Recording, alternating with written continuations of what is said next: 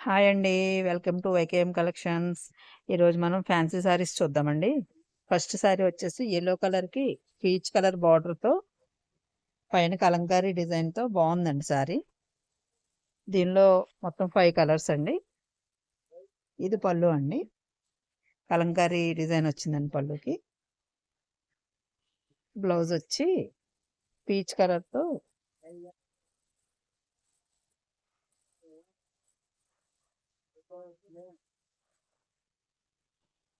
ఇది బ్లౌజ్ అండి.